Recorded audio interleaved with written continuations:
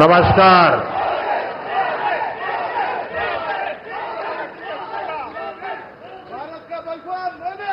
ಬೆಂಗಳೂರು ನಗರದ ಆತ್ಮೀಯ ನಾಗರಿಕ ಬಂಧು ಭಗಿನಿಯರೇ, ನಿಮಗೆಲ್ಲ ನನ್ನ ನಮಸ್ಕಾರಗಳು.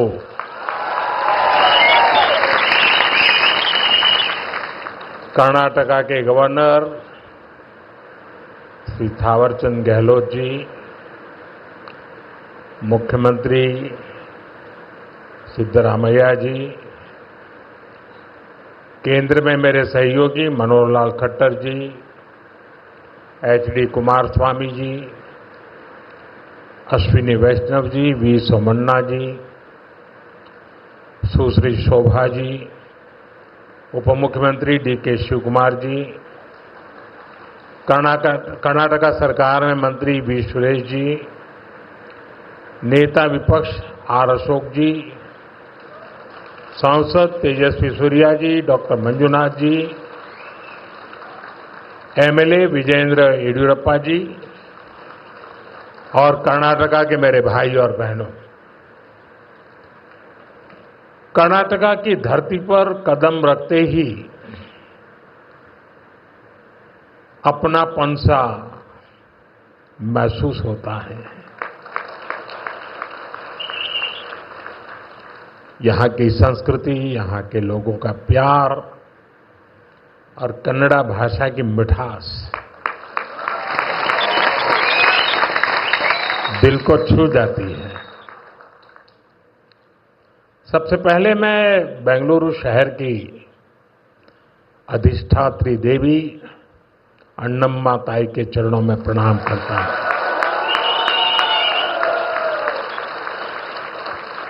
सदियों पहले नाड़ प्रभु केम्पेगौड़ा जी ने बेंगलुरु शहर की नींव रखी थी।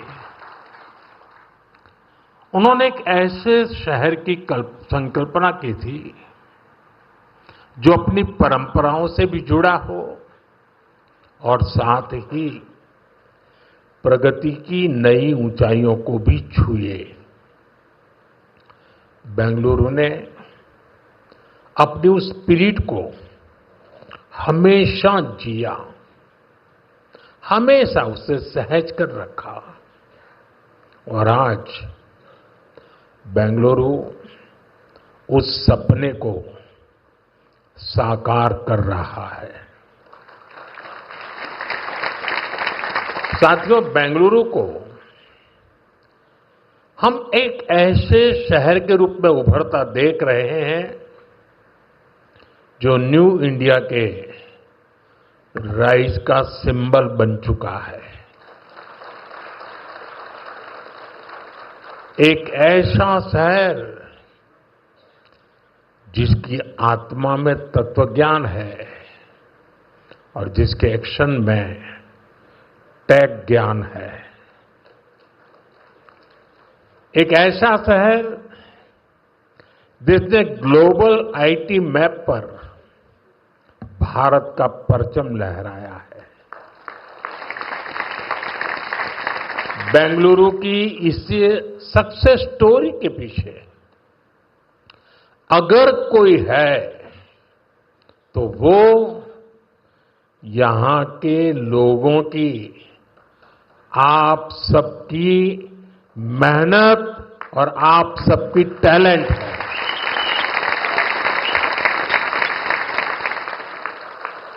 फ्रेंड्स, 21वीं सदी में अर्बन प्लानिंग और अर्बन इंफ्रास्ट्रक्चर हमारे शहरों की बहुत बड़ी आवश्यकता है। बेंगलुरु जैसे शहरों को हमें भविष्य के लिए भी तैयार करना है। बीते समय में बेंगलुरु के लिए भारत सरकार की तरफ से हजारों करोड़ रुपए की योजनाएं शुरू की गई हैं। आज इस अभियान को नई गति मिल रही है। आज बेंगलुरु मेट्रो येलो लाइन का शुभारंभ हुआ है। मेट्रो फेज 3 की आधारशिला भी रखी गई है। साथ ही देश के अलग अलग हिस्सों के लिए 3 नई वंदे भारत ट्रेनों को हरी झंडी भी दिखाई गई है। बेंगलुरु से बेलगावी के बीच वंदे भारत की सेवा शुरू हुई है। इससे बेलगावी के व्यापार और टूरिज्म को बढ़ावा मिलेगा। इसके अलावा नागपुर से पुणे और श्री माता वैष्णो देवी कटरा से अमृतसर के बीच भी वंदे भारत एक्सप्रेस शुरू हुई है। इससे लाखों श्रद्धालुओं को लाभ होगा, पर्यटन को बढ़ावा मिलेगा। मैं इन सभी प्रोजेक्ट्स के लिए वंदे भारत ट्रेनों के लिए बेंगलुरु, कर्नाटका और देश के लोगों को बहुत बहुत बधाई देता हूं। साथियों, आज ऑपरेशन सिंदूर के बाद मैं पहली बार बेंगलुरु आया हूं।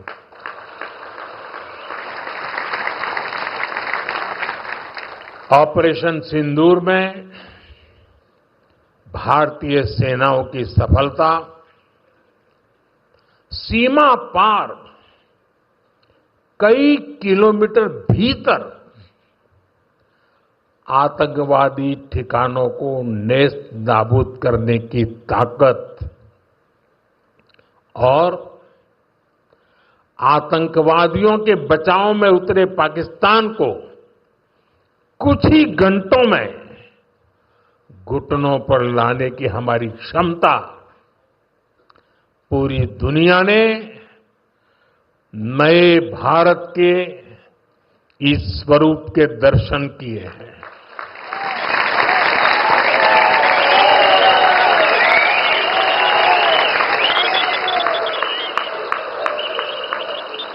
ऑपरेशन सिंदूर की सफलता के पीछे बहुत बड़ी वजह हमारी टेक्नोलॉजी और डिफेंस में मेक इन इंडिया की ताकत है। और इसमें बेंगलुरु और कर्नाटका के युवाओं का भी बहुत बड़ा योगदान है। मैं इसके लिए भी आज आप सभी का अभिनंदन करता हूं। साथियों, आज बेंगलुरु की पहचान दुनिया के बड़े सिटीज के साथ होती है। हमें ग्लोबली कॉम्पीट भी करना है, इतना ही नहीं, लीड भी करना है।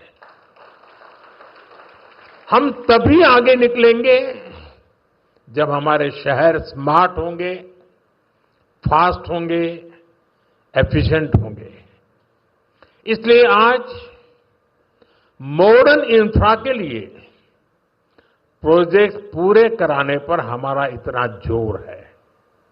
आज आरवी रोड से बोम्मा संद्रा तक येलो लाइन शुरू हुई है। ये बेंगलुरु के कई अहम एरियाज को आपस में कनेक्ट करेगी। बसवनगुड़ी से इलेक्ट्रॉनिक सिटी तक ये सफर में भी अब सब कम समय लगेगा। इससे लाखों लोगों के जीवन में ईज ऑफ लिविंग बढ़ेगी, ईज ऑफ वर्किंग बढ़ेगी। साथियों, आज येलो लाइन के लोकार्पण के साथ ही हमने फेज 3 यानी ऑरेंज लाइन का भी शिलान्यास किया है। जब ये लाइन शुरू होगी तो येलो लाइन के साथ मिलकर डेली 25 लाख पैसेंजर्स को फैसिलिटेट करेगी। 25 लाख पैसेंजर्स। ये बेंगलुरु के ट्रांसपोर्ट सिस्टम को एक नई ताकत देगी, एक नई ऊंचाई देगी। साथियों, बेंगलुरु मेट्रो ने देश को पब्लिक इंफ्रास्ट्रक्चर डेवलपमेंट का एक नया मॉडल भी दिया है। बेंगलुरु मेट्रो कई अहम स्टेशनों के लिए इंफोसिस फाउंडेशन, बायोकॉन और डेल्टा इलेक्ट्रॉनिक जैसी कंपनियों ने पार्ट फंडिंग की है। सीएसआर के इस्तेमाल का ये मॉडल एक बड़ी प्रेरणा है। मैं इस अभिनव प्रयास के लिए कॉरपोरेट सेक्टर को बहुत बहुत बधाई देता हूं। साथियों, आज भारत दुनिया की फास्टेस्ट ग्रोइंग मेजर इकोनॉमी है। पिछले 11 इयर्स में हमारी इकोनॉमी 10वें नंबर से टॉप 5 में पहुंच गई। हम बहुत तेजी से टॉप 3 इकोनॉमी बनने की ओर आगे बढ़ रहे हैं। ये स्पीड हमें कैसे मिली है? ये स्पीड हमें रिफॉर्म, परफॉर्म, ट्रांसफॉर्म की स्पिरिट से मिली है।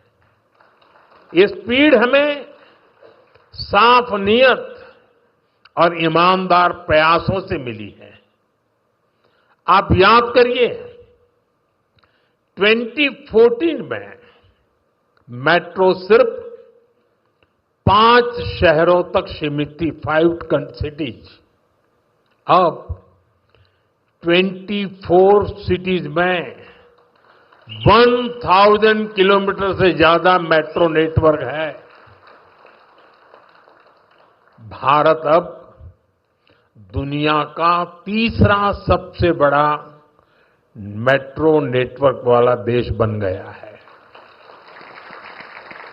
2014 से पहले लगभग 20,000 किलोमीटर रेल रूट का इलेक्ट्रिफिकेशन हुआ था।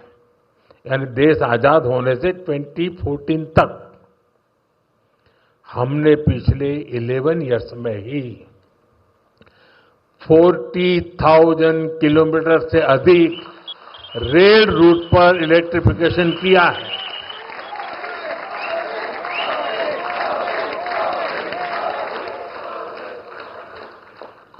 साथियों, जल, थल, नभ कुछ भी अछूता नहीं रखा है। फ्रेंड, जमीन ही नहीं, देश की उपलब्धियों का परचम आसमान में भी लहरा रहा है। 2014 तक भारत में सिर्फ 74 एयरपोर्ट थे। अब इनकी संख्या बढ़कर 160 से ज्यादा हो गई है।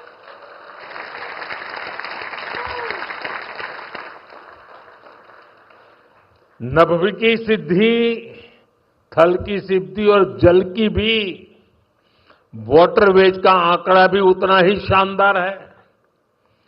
2014 में सिर्फ 3 नेशनल वाटरवेज ऑपरेशनल थे। अब यह संख्या बढ़कर 30 हो चुकी है। साथियों, हेल्थ और एजुकेशन सेक्टर में भी देश ने एक बड़ी जंप लगाई है। 2014 तक हमारे देश में सिर्फ 7 एम्स और 387 मेडिकल कॉलेज थे। अब 22 एम्स और 704 मेडिकल कॉलेज लोगों की सेवा में जुटे हैं। बीते 11 साल में देश में मेडिकल की 1 लाख से ज्यादा नई सीटें जुड़ी है। आप कल्पना कर सकते हैं इससे हमारे मिडिल क्लास के बच्चों को कितना फायदा है। इन 11 वर्षों में आईआईटीज की संख्या भी 16 से बढ़कर 23, ट्रिपल आईटीज की संख्या 9 से बढ़कर 25 और आईएम्स की संख्या 13 से बढ़कर 21 हो चुकी है। यानी आज स्टूडेंट्स के लिए हायर एजुकेशन में ज्यादा से ज्यादा मौके बन रहे हैं।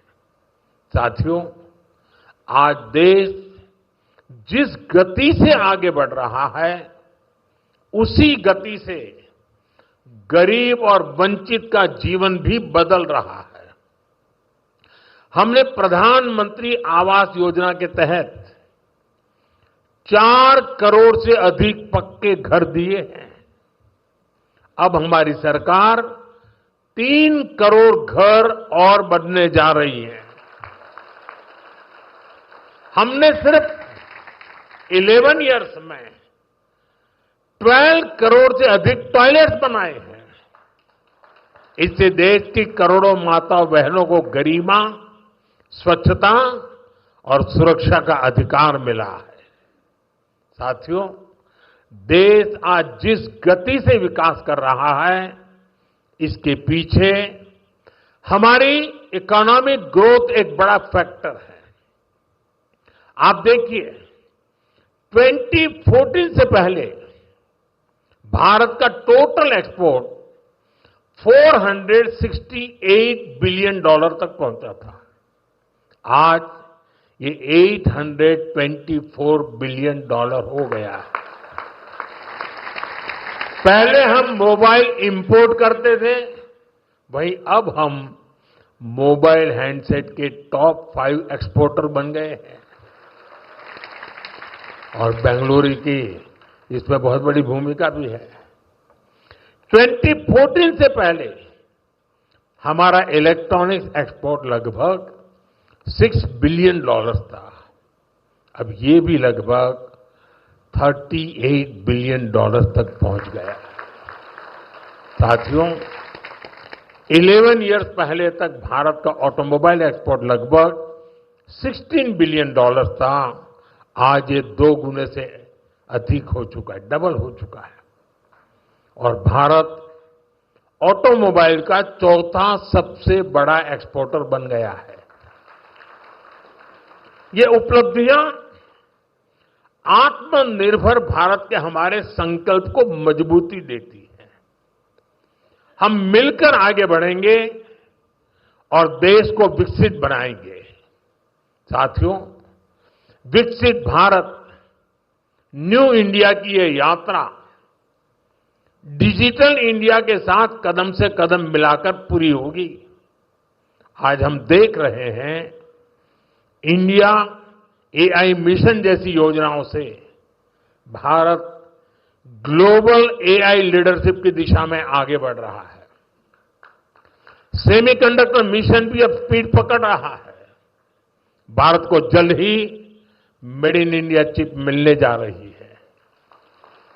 आज भारत low cost, hitech space mission का ग्लोबल उदाहरण बन गया है। यानी फ्यूचरिस्टिक टेक्नोलॉजी से जुड़ी जो भी संभावनाएं हैं, भारत उन सब में आगे बढ़ रहा है। और भारत के इस एडवांसमेंट की सबसे खास बात है एम्पावरमेंट ऑफ पुअर। आप देखिए, आज देश में डिजिटाइजेशन का दायरा गांव-गांव तक पहुंच चुका है। यूपीआई के जरिए दुनिया का 50% से ज्यादा रियल टाइम ट्रांजैक्शन भारत में हो रहा है। दुनिया का 50%। टेक्नोलॉजी की मदद से हम सरकार और नागरिकों के बीच की दूरी कम कर रहे हैं। आज देश में 2200 से ज्यादा सरकारी सेवाएं मोबाइल पर उपलब्ध है। उमंग ऐप से आम नागरिक घर बैठे सरकारी काम निपटा रहा है। डिजी लॉकर से सरकारी प्रमाण पत्रों का झंझट खत्म हुआ है। अब हम एआई पावर्ड थ्रेट डिटेक्शन जैसी टेक्नोलॉजीज में भी निवेश कर रहे हैं। हमारा प्रयास है कि देश में डिजिटल रिवॉल्यूशन का फायदा समाज के आखिरी व्यक्ति तक पहुंचे। और इस प्रयास में बेंगलुरु, पूरी सक्रियता से काम कर रहा है। साथियों, वर्तमान उपलब्धियों के बीच अब हमारी अगली बड़ी प्राथमिकता होनी चाहिए टेक आत्मनिर्भर भारत। इंडियन टेक कंपनियों ने पूरी दुनिया में अपनी छाप छोड़ी है। हमने पूरे वर्ल्ड के लिए सॉफ्टवेयर और प्रोडक्ट्स बनाए हैं। अब समय है हम भारत की जरूरतों को और ज्यादा प्रायोरिटी दें। हमें नए प्रोडक्ट्स डेवलप करने में और तेजी से आगे बढ़ना है। आज हर डोमेन में सॉफ्टवेयर और ऐप्स का इस्तेमाल हो रहा है। इसमें भारत नई ऊंचाई पर पहुंचे, ये बहुत जरूरी है। जो इमर्जिंग फील्ड्स है, हमें उनमें भी लीड लेने के लिए काम करना होगा। हमें मेक इन इंडिया में मैन्युफैक्चरिंग सेक्टर में भी बेंगलुरु और कर्नाटका की प्रेजेंस को और मजबूत करना है। और मेरा आग्रह है हमारे products zero defect, zero effect के स्टैंडर्ड पर टॉप क्वालिटी के होने चाहिए। यानी बिना डिफेक्ट वाले प्रोडक्ट हो और उन्हें बनाने का नेगेटिव इफेक्ट पर्यावरण पर भी न पड़े। मेरी अपेक्षा है कर्नाटका का टैलेंट आत्मनिर्भर भारत के इस विजन को लीड करे। साथियों, केंद्र सरकार हो या राज्य सरकार, हम सभी जनता की सेवा के लिए हैं। हमें देशवासियों की बेहतरी के लिए साथ मिलकर कदम उठाने हैं। इस दिशा में एक जो सबसे जरूरी जिम्मेदारी है वो है नए रिफॉर्म्स। बीते एक दशक में हमने लगातार रिफॉर्म्स को आगे बढ़ाया है। उदाहरण के तौर पर भारत सरकार ने कानूनों को डीक्रिमिनलाइज करने के लिए जन विश्वास बिल पास किया है और अब इसका जन विश्वास 2.0 भी पारित करने जा रहे हैं। राज्य सरकारें भी ऐसे कानूनों की पहचान कर सकती हैं जिनमें अनावश्यक आपराधिक प्रावधान हैं, उन्हें खत्म किया जा सकता है। हम मिशन कर्मयोगी चला रहे हैं ताकि सरकारी कर्मचारियों को कॉम्पिटेंसी बेस्ड ट्रेनिंग दी जा सके। राज्य भी अपने अधिकारियों के लिए इस लर्निंग फ्रेमवर्क को अपना सकते हैं। हमने एस्पिरेशनल डिस्ट्रिक्ट प्रोग्राम और एस्पिरेशनल ब्लॉक प्रोग्राम पर बहुत जोर दिया है। राज्य भी इसी तरह अपने यहां ऐसे क्षेत्रों की पहचान कर सकते हैं जिन्हें विशेष ध्यान की आवश्यकता है। हमें राज्य सरकार के स्तर पर भी नए रिफॉर्म्स को लगातार पुश करना चाहिए। मुझे विश्वास है हमारे ये साझे प्रयास कर्नाटका को विकास की नई ऊंचाई पर ले जाएंगे। हम साथ मिलकर विकसित भारत के संकल्प को पूरा करेंगे। इसी भाव के साथ मैं एक बार फिर आप सभी को इन डेवलपमेंट प्रोजेक्ट की बहुत बहुत बधाई देता हूं। बहुत बहुत धन्यवाद।